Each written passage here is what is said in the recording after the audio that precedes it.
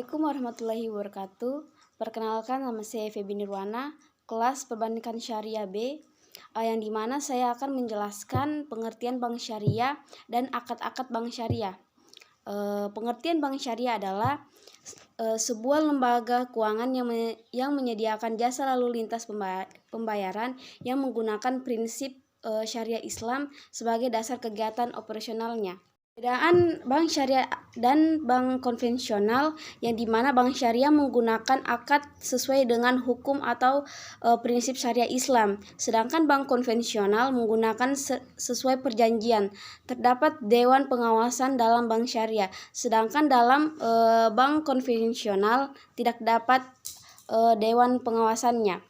Sebagai lembaga intermediasi keuangan, lembaga keuangan syariah memiliki tanggung jawab memenuhi prinsip Islam yang dalam konteks Indonesia sebagaimana tercantum dalam sejumlah fatwa Dewan Syariah Majelis Ulama Indonesia. Selanjutnya pengertian akad wadiyah dan jenis-jenisnya. Akad wadiyah merupakan prinsip simpanan murni dari pihak yang menyimpan atau menitipkan kepada pihak yang menerima titipan untuk dimanfaatkan atau tidak dimanfaatkan sesuai dengan ketentuan. Jenis-jenis al-wadiyah yaitu yang pertama al-wadiyah yad damanah, yang kedua al-wadiyah yad amanah. Dan pengertian mudharabah atau jenis-jenisnya yaitu mudharabah adalah bentuk kerjasama antara dua belah pihak atau lebih pihak, yang dimana pemilik modal atau sahibul mal mempercayakan sejumlah modal kepada pengelola atau mudarib dengan suatu perjanjian di awal. Sering digunakan untuk penghimpunan dana. Yang pertama itu akad wadiyah, akad mudharabah, akad musyarakah, akad salam, dan akad istisna. Baik, saya akan menjelaskan akad murabahah. Akad murabahah adalah perjanjian jual beli antara bank dengan nasabah, yang dimana bank syariah membeli barang yang diperlukan ketentuan nasabah, kemudian menjualnya kepada nasabah yang bersangkutan sebesar harga perolehan yang ditambah dengan margin keuntungan yang disepakati antara bank syariah dan nasabah. Baik, yang di sampingnya adalah alur transaksi murabahah, yang dimana nasabah dengan bank bernegosiasi atau untuk barang yang akan dibeli, syarat penyerahan dan pembayarannya. Dan barang yang nantinya akan dijual belikan akan menjadi hak milik penjual dan sudah menjadi hak kekuasaan penjual. Sedangkan tata cara pembayarannya itu dilakukan untuk kedua pihak baik secara langsung ataupun secara tunai. Kemudian pengertian bai as-salam, yang dimana jual beli dengan cara memesan barang terlebih dahulu yang disebutkan sifatnya atau ukurannya, sedangkan pembayarannya dilakukan secara tunai. Alur transaksi bai as-salam, yang dimana konsumen atau muslim melakukan pesanan dengan spesifikasi barang yang diinginkan, baik dari bentuk, ukuran, bahan, atau sebagainya. Yang kedua, konsumen atau muslim melakukan negosiasi disertai akad salam bersama penjual atau bank, yang dimana untuk menemukan kata sepakat. Yang ketiga, konsumen atau muslim melakukan pembayaran pesanan di muka setelah menemukan kata sepakat kedua belah pihak untuk bertransaksi salam.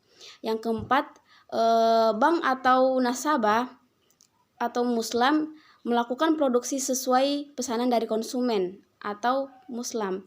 Yang kelima, penjual atau muslim mengirimkan barang hasil produksi atau muslim yang diperoleh kepada pembeli atau muslim sesuai tanggal yang disepakati di awal. Kemudian pengertian istisna, yang dimana istisna adalah akad jual beli dalam bentuk pemesanan pembuatan barang tertentu dengan kriteria atau persyaratan tertentu yang disepakati antara memesan atau pembeli dan penjual atau pembuat, yang dimana alur transaksi istisna yaitu Yang pertama, nasabah memesan rumah. Contohnya nasabah memesan rumah yang dikehendaki dan melakukan negosiasi kesepakatan antara penjual dan pembeli terkait transaksi istisna yang akan dilaksanakan. Yang kedua, pada transaksi istisna setelah akad disepakati, penjual mulai membuat atau menyelesaikan tahapan pembuatan rumah yang diinginkan pembeli selain barang yang dihasilkan pada saat atau sebelum tanggal penyerahan. Penjual melakukan serah terima berupa kunci rumah sesuai dengan spesifikasi kualitas dan kuantitas yang telah disepakati kepada pembeli. Yang ketiga, setelah transaksi disepakati dalam jangka waktu tertentu, developer mulai memproses rumah yang dipesan. Yang keempat, saat memproses pesanan, developer harus menerbitkan faktur ke bank syariah setelah pesanan selesai. Kemudian yang kelima, bank syariah melakukan pembayaran kepada developer. Kemudian bank syariah menerbitkan faktur kepada pembeli berdasarkan tingkat penyelesaian pembangunan rumah. Yang ketujuh, developer memberikan penawaran kepada pembeli. Kemudian pembeli developer mengirimkan bukti pengiriman ke bank syariah. Kemudian yang terakhir, pelanggan akan membayar istisna barang sesuai akad yang disepakati. Kemudian yang seperti saya jelaskan sebelumnya, mudharabah adalah bentuk kerja sama antara dua belah pihak atau lebih, yang dimana pemilik modal atau sahibul mal mempercayakan sejumlah modal kepada pengelola atau mudarib dengan suatu perjanjian yang di awal. Nah, alur transaksi mudharabah adalah yang pertama diawali permohonan pembiayaan. Nasabah mengisi formulir permohonan pembiayaan yang disediakan. Kemudian modal dari bank yang telah diberikan kepada nasabah harus dipergunakan untuk memulai usaha yang sudah disepakati di awal perjanjian. Yang ketiga, hasil dari usaha tersebut harus dievaluasi pada waktu yang telah disepakati di awal perjanjian.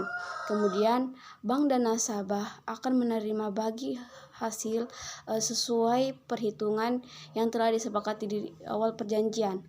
Kemudian, untuk penentuan nisbah bagi hasil tidak pasti disesuaikan dengan hasil usaha. Yang terakhir, bank menerima pengembalian modal dari nasabah. Kemudian pengertian musyarakah adalah yang dimana kerjasama atau lebih dua pihak dalam sebuah usaha untuk menggabungkan usaha bersama dalam suatu kemitraan dengan pembagian keuntungan sesuai kesepakatan dan kerugian berdasarkan porsi kontribusi modal, yang dimana alur transaksi tersebut, yang pertama, nasabah mengajukan permohonan atau persyaratan.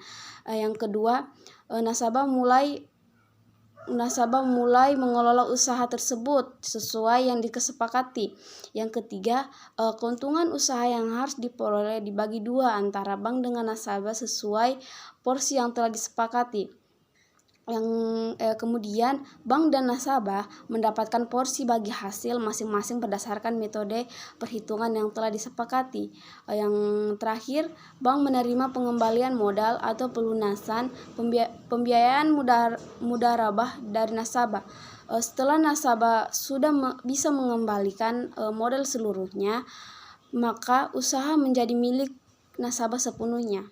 Kemudian yang terakhir, pengertian ijarah atau ijarah muntahiyah bitamlik, yang dimana ijarah adalah pemindahan hak guna atau sewa dengan pembayaran biaya sewa tanpa diikuti pemindahan kepemilikan atas barang tersebut.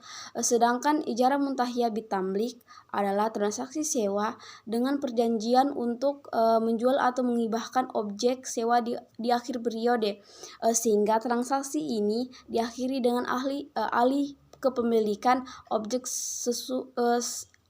sewa. Bentuk ini hampir sama dengan ijarah murni, tapi perbedaannya terdapat pada pengalihan kepemilikan atau tidak. Sedangkan alur transaksinya, yang dimana pertama, nasabah mengajukan permohonan ijarah dengan mengisi formulir permohonan berbagai informasi yang diberikan. selanjutnya sebagaimana yang difatwakan oleh DSN, bank selanjutnya menyediakan objek sewa yang akan digunakan nasabah. Kemudian nasabah menggunakan barang atau jasa yang telah disewakan sebagaimana yang disepakati dalam kontrak. Yang terakhir, nasabah menyewa membayar fee sewa kepada bank syariah dengan kesepakatan akad sewa. Baik, itulah tadi pengertian bank syariah, perbedaan bank syariah dan konvensional maupun akad-akad. Wabillahi taufiq wal hidayah. Wassalamualaikum warahmatullahi wabarakatuh.